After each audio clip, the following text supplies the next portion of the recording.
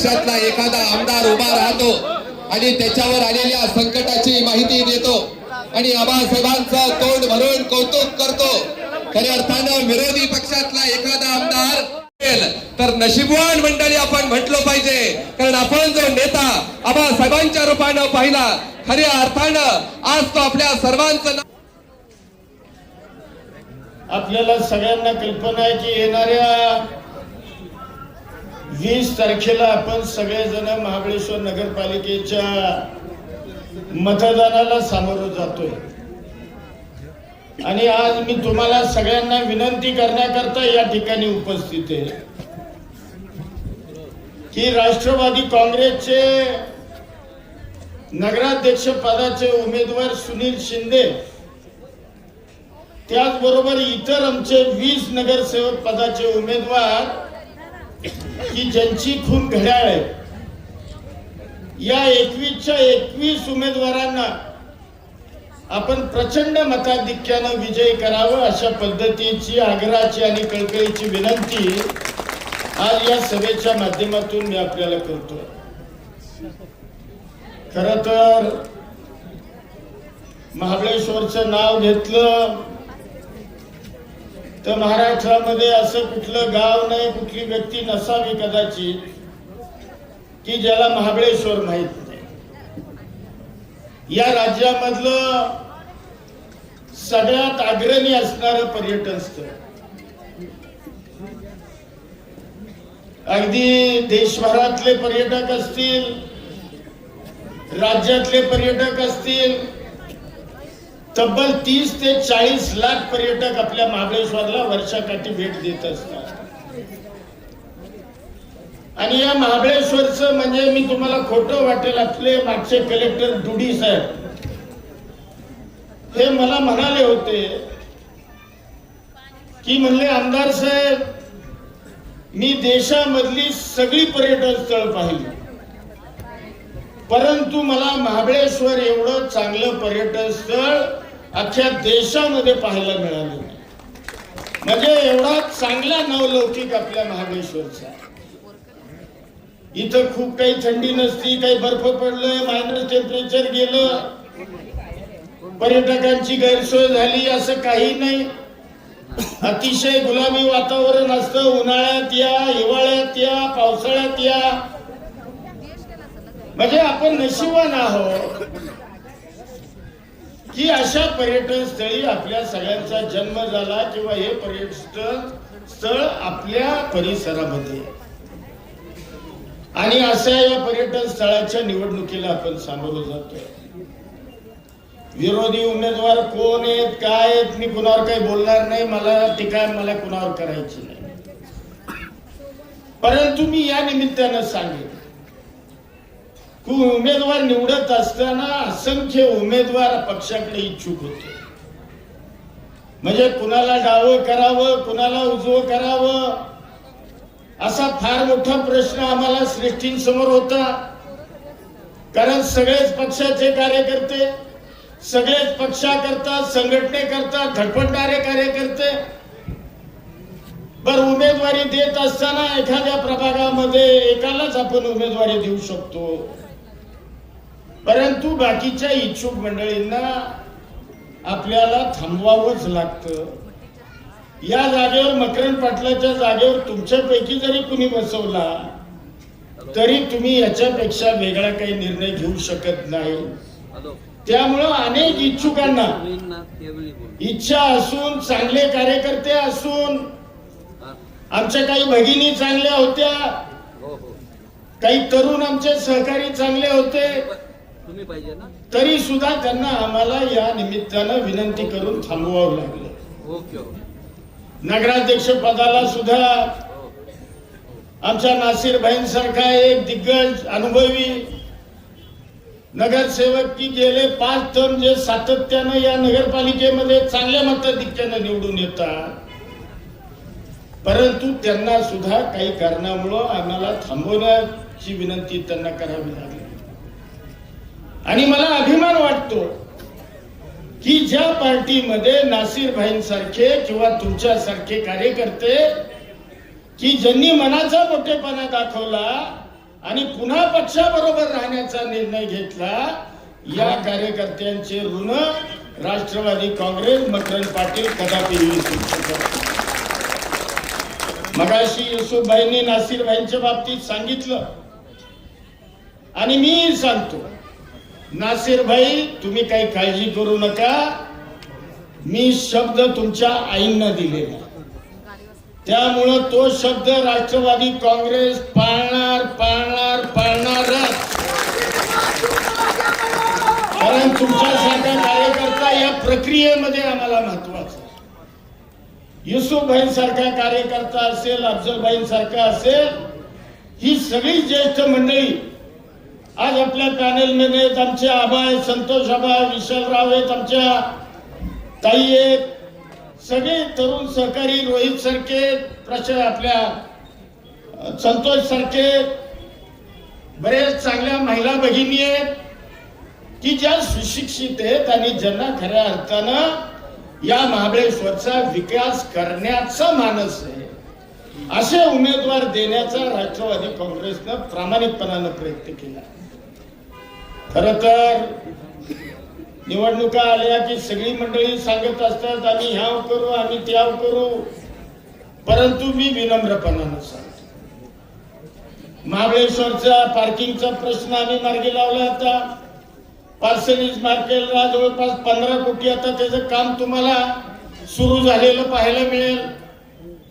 ज्या युसुफभाईंनी ज्या गोष्टीचा उल्लेख केला की महाबळेश्वरचा जो बायपास आहे, पर्यायी रस्ता, त्याला तब्बल 25 कोटी रुपये आपण मंजूर केले. तुम्ही जाऊन बघा, तिथं काम सुरू आहे करणं. कारण फॉरेस्ट मध्ये ती लँड असल्यामुळं काही लँड एमजीपीची होती, काही लँड फॉरेस्टची होती.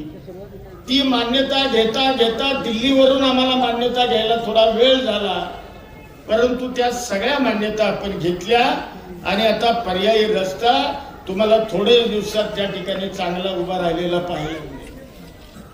त्या ठिकाणी जो आपण पूल उभा करतोय, त्या पुलाचं डिझाईन सुद्धा आपण केलं की तिथं विविंग गॅलरी आपण करतो. त्या विविंग गॅलरीच्या माध्यमातून आपला परिसराचं असणारं सौंदर्य पर्यटकांना व्यवस्थित पाहता येईल, याकरता त्या पुलाची सुद्धा निर्मिती आपण चांगल्या पद्धतीने करण्याचा प्रयत्न करतो. सगळ्यात महत्वाचं अंडरग्राउंड, कारण पाऊस आला म्हणजे उन्हाळा संपला, वारं सुरू झालं, पावसाळा सुरू झाला, महाबळेश्वरची लाईट सातत्यानं जात असते. आणि दर वेळेला मला महाबळेश्वरची मंडळी फोन करून सांगतात की अहो आबा 5-5, 10-10 मिनिटं सुद्धा लाईट आमची टिकत नाही. आज मला या ठिकाणी उभं राहून तुम्हाला सांगायला आनंद वाटतो की तुमची सगळ्यांची मागणी होती पाचगणी ते महाबळेश्वर पूर्ण अंडरग्राउंड केबल करायचे. त्या अंडरग्राउंड केबल करता 26 कोटी रुपये आपण मंजूर केले. त्याची ऑर्डर आहे माझ्या हातामध्ये, म्हणजे ही गव्हर्नमेंटची ऑर्डर विभागाची आहे. 26 कोटीची. नुसते हे 26 कोटी नाहीत, तर महाबळेश्वरच्या अंडरग्राउंड केबल करता 10 कोटी रुपये मंजूर केले. ही मागणी तुमची नव्हती, महाबळेश्वरकरांची. हे मला वाटलं की महाबळेश्वर मध्ये एसटी लाईन सगळी अंडरग्राउंड आपण केली पाहिजे, कारण वारंवार लाईटचा घोटाळा होतो, त्याला 10 कोटी केले. पाचगणी शहराच्या अंडरग्राउंड करता तब्बल 8-9 कोटी मंजूर केले. त्याचबरोबर महाबळेश्वर टू प्रतापगड, कारण खालच्या कुमरोशी पॉकेट जे म्हणजे खालची जी कुमरोशी पॉकेटची जी गावं आहेत त्यांना सुद्धा पावसाळ्यामध्ये त्रास होतो. एखादी फांदी पडली, झुडूप पडलं तर त्याही भागाची लाईट ही 8-8 दिवस त्या ठिकाणी जाते. त्यामुळं त्या सुद्धा पाचगणी महाबळेश्वर ते प्रतापगड करता 11 कोटी, अशी तब्बल 66 कोटी रुपये फक्त महाबळेश्वर करता अंडरग्राउंड करता आपण मंजूर केले. हे मी का सांगतोय, लोकप्रतिनिधी म्हणून ज्या वेळेला तुम्ही आम्हाला काम करण्याची संधी देता त्यावेळेला या नगरीतील सर्वसामान्य माणूस त्याला असणाऱ्या अडचणी त्या कशा दूर करता येतील याकरता निश्चितपणाने आम्ही प्रयत्न करतोय. अनेक काम आपण करतोय. 100 कोटी रुपयाचा आराखडा अजितदादांच्या मुळे महाबळेश्वर करता मंजूर झाला. त्याच पैशामधून हे रस्त्याचं काम सुरू आहे. काही आपल्याला मार्केटचं सुशोभीकरण करायचंय. पहिला जो प्लॅन आणला होता त्या आर्किटेक्टचा प्लॅन आमच्या व्यापारी बांधवांना पटला नाही, त्यामुळे तो प्लॅन मी कॅन्सल केला. दुसरा आर्किटेक्ट नेमून चांगल्या पद्धतीचा पुन्हा प्लॅन तयार केला आणि आता ते काम सुद्धा बाजारपेठेचं तुम्हाला लवकरात लवकर सुरू झालेलं पाहायला मिळेल. वेण्णा लेकचं सुशोभीकरण सुद्धा त्याला सुद्धा निधी आपण उपलब्ध केलाय, कारण तो परिसर इतका गचाळ वाटतो. कारण येणारा पर्यटक वेण्णा लेक म्हणजे आपलं नाक आहे आणि तोच परिसर येत असताना त्या ठिकाणी जो काही ओंगळपणा आहे त्याच्याकरता सुद्धा आपण काही निधीची तरतूद निश्चितपणाने केलेली. त्याचबरोबर अन्य प्रशासकीय इमारत तब्बल 31 कोटी रुपयाची प्रशासकीय इमारत आपण आता नगरपालिकेची बांधतो. अहो, ज्यांनी ती नगरपालिकेची इमारत जी पूर्वीची आहे ती दुरुस्ती करता खोलून ठेवली आणि त्या उमेदवार म्हणून अध्यक्ष पदाचे तुमच्या समोर मत मागताय, याच्यापेक्षा महाबळेश्वरचं दुर्दैव काय असू शकतं मला सांगा. 31 कोटी रुपयाचा प्रस्ताव मी गव्हर्नमेंटला दिलाय आणि लवकरात लवकर मी अतिशय देखणी इमारत महाबळेश्वरच्या रूपाला साजेशी इमारत ही आपण महाबळेश्वर नगरपालिकेची भविष्यामध्ये निश्चितपणाने बनवणार. पर्यटन वाढीकरता प्रयत्न सुरू आहेत. कारण मगाशीच कोणतरी म्हणलं की तेच पॉइंट लोक कंटाळली. काही पॉइंटचे सुद्धा आपण सुशोभीकरण करतोय. त्याचबरोबर क्षेत्र महाबळेश्वर करता, कारण जसा पर्यटक महाबळेश्वरला येतो तसाच काही पर्यटक हा क्षेत्र महाबळेश्वरला जातो. क्षेत्र महाबळेश्वर करता तब्बल 188 कोटी रुपये आपण मंजूर केले. 188 कोटी. प्रतापगड करता 122 कोटी. कारण ही आपली म्हणजे प्रतापगड जिथं स्वराज्याची पहिली लढाई छत्रपतींनी केली त्या प्रतापगड करता 122 कोटी रुपये मंजूर केले. तुम्ही हवालदार इथं बसले त्यांना विचारा. मी त्यांना मगाशी चौकशी केली, गडावरचं काम सुरू आहे का? ते म्हणले आबा अतिशय चांगलं सुरू आहे आणि गतीनं काम प्रतापगडचं सुरू आहे. त्याच पद्धतीनं आता प्रतापगडचं काम सुरू केलंय. त्याचबरोबर क्षेत्र महाबळेश्वरचं काम सुद्धा लवकरात लवकर तुम्हाला सुरू झालेलं पाहायला मिळेल. तापोळा रस्ता आपण रुंद सगळा केलाय, तुम्ही बघताय. पूर्वी तापोळ्याचा रस्ता केवढा होता, आता तापोळ्याचा रस्ता केवढा मोठा केलाय. तापोळा परिसर सुद्धा डेव्हलप करण्याकरता त्या ठिकाणी निधीची काही तरतूद केली, काही आपण करणार आहे.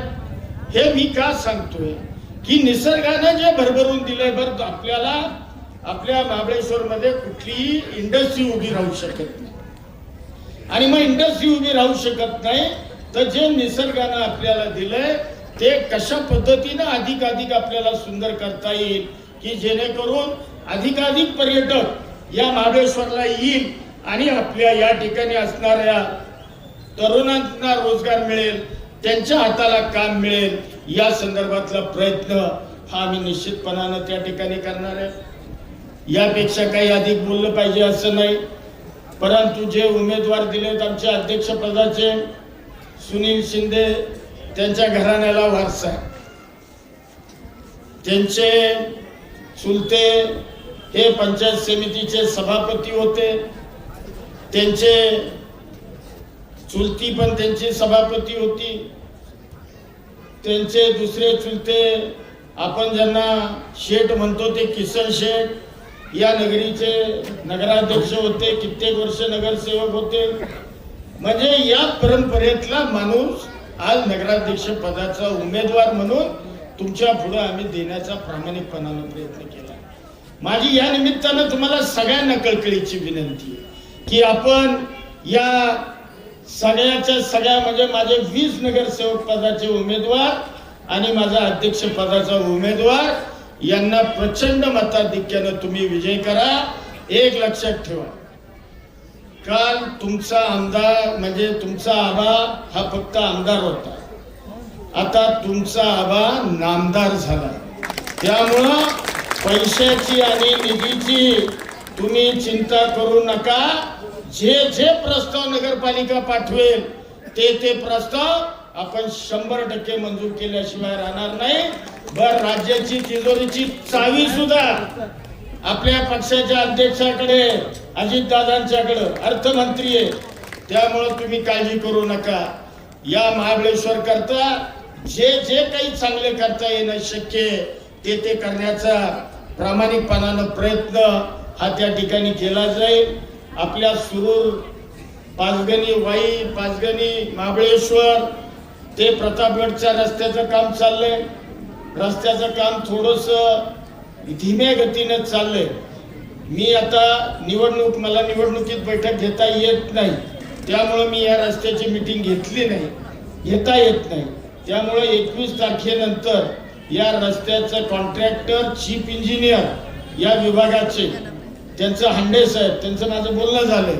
या सगळ्यांना बोलवून बैठक घेऊन ताबडतोब हा रस्ता कसा पूर्णत्वाला जाईल. तुम्ही एक लक्षात ठेवा, पूर्वी रस्ता मला दर वर्षाआड पाचगणी महाबळेश्वर रस्त्याचं डांबरीकरण करावं लागलं. दर वर्षाआड मी वैतागलो होतो, कारण काही स्पॉट असे 10-12 स्पॉट आहेत की तिथं हमखास पावसात खड्डे पडतात, जिथं झाडे आणि तिथं पाणी टप टप टप टप पडत राहतं आणि त्या झाडांचे काही स्पॉट आहेत तिथं कायम खड्डे पडतात. म्हणून आता आपण निर्णय घेतलाय की हा सगळा रस्ता कॉन्क्रीटचा न करता, सगळा आपला डांबराचा न करता हा सगळा रस्ता कॉन्क्रीटचं 100% तुम्हाला झालेलं पाहायला मिळेल. त्या पद्धतीनं काम सुरू आहे. तुम्ही सुरूरच्या बाजूने आला तर तुमच्या लक्षात येईल की कॉन्क्रीटचं काम चाललंय. त्याच पद्धतीनं आता पाचगणीच्या परिसरात काम सुरू आहे. अशा पद्धतीनं येणाऱ्या सीझनच्या आत आपल्याला लवकरात लवकर त्या संदर्भामध्ये हा रस्ता कसा पूर्णत्वाला जाईल याकरता पाठपुरावा मी स्वतः या निमित्तानं करणार आहे. बाकी काही यापेक्षा अधिक बोललं पाहिजे असं नाही, परंतु मला आज बरं वाटलं की आजची रॅली सगळ्या कार्यकर्त्यांनी अतिशय उत्साहानं सहभागी झाले. आमचे तरुण सहकारी आणि महिलांची उपस्थिती आज मला वाटतं पुरुषांच्या बरोबरीची होती, कदाचित जास्त असेल.